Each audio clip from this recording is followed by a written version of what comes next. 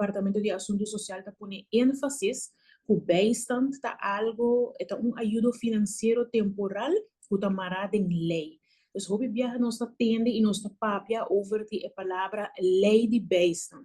A lei de Bijstand tá hopi grande, bastante complicado, o termo não difícil de viajar para por compreender. Dus ano passado nós tratamos uma avaliação para mirar como nós por começar explicar de uma maneira simples, fácil, a comunidade e educar tocante a lei de Bijstand. Tá assim que a lei tá hopi grande e tem diferentes artículos. Para cada situação, para cada cenário, tem artículo que é trabalhador público tem que manter seu mês na dia.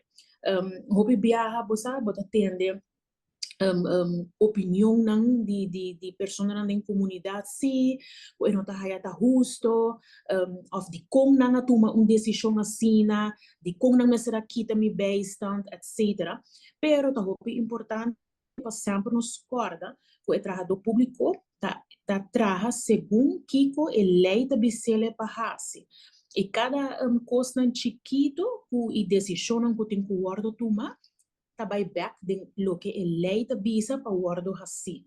Então, agora nós decidimos aqui para começar com uma seção nova, riba nossa plataforma de Facebook, qual nós temos hopi likes e é uma maneira mais econômica, fácil, mais moderna para chegar na comunidade de Aruba.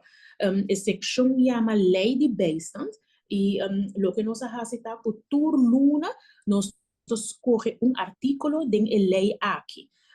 E nós estamos começando com eigenlijk artículo mais hot da comunidade, com mais gente está papia erover, de qual você educar e gente que está contendo.